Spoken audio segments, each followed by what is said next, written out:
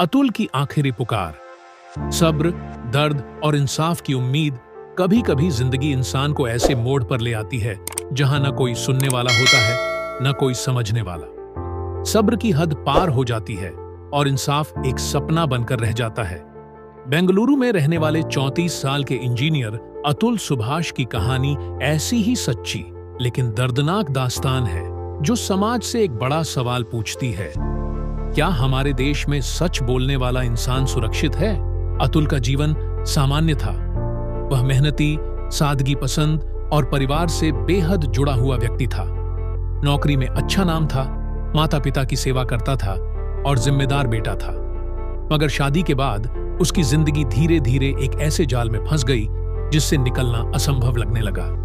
शुरुआत में सब सामान्य था, लेकिन समय के साथ रिश्तों में दूरियां और गलतफहमियां बढ़ती गईं।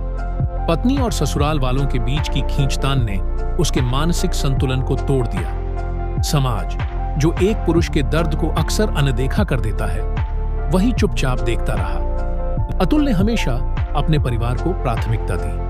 पत्नी को ऑफिस छोड़ने और लाने के लिए रोज 34 किलोमीटर का सफर करता था। चाहे ट्रैफिक कितना भी हो, बारिश हो या धूप, उसने कभी शिकायत नहीं की। लेकिन धीरे धीरे ताने, झूठे आरोप और पैसों की मांगों ने उसका आत्मविश्वास छीन लिया। जब मामला कोर्ट तक पहुंचा तो अतुल ने उम्मीद की थी कि न्याय मिलेगा, लेकिन वहां भी तारीख पर तारीख और मजाक उड़ाने वाले लहजे ने उसे तोड़ दिया। कभी किसी जज ने उसकी बात को हल्के में लिया, कभी सुनवाई टलती रही। वो हर बार कोर्ट में सिर झुकाकर गया और हर बार टूटे दिल के साथ लौटा।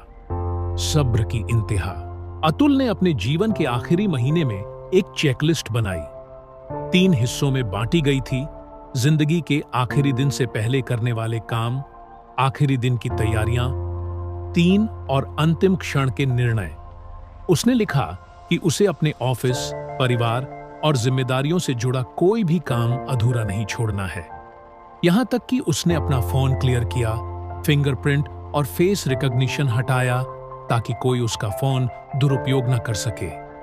वो एक व्यवस्थित, सजग और जिम्मेदार इंसान था जिसने आखिरी वक्त में भी दूसरों की सोच रखी। एक पिता की आंखों से अतुल के पिता पवन सुभाष कहते हैं, मेरा बेटा किसी से शिकायत नहीं करता था। वो अंदर ही अंदर सब सहता गया। उसने कभी शराब नहीं पी, कोई बुरी आदत नहीं थी, लेकिन उसकी सादगी को कमजोरी समझ लिया गया। वो बताते हैं, जब बहू गर्भवती थी, अतुल ने हर जरूरत का ध्यान रखा, सबसे अच्छा इलाज करवाया, लाखों रुपए खर्च किए, मगर उसे सिर्फ अपमान मिला। धीरे धीरे झूठे मुकदमों की बाढ़ आ गई। मेंटेनेंस के नाम पर भारी रकम की मांग, रिश्वत के दबाव और न्याय की देरी, सब कुछ मिलकर अतुल को अंदर से तोड़ गया।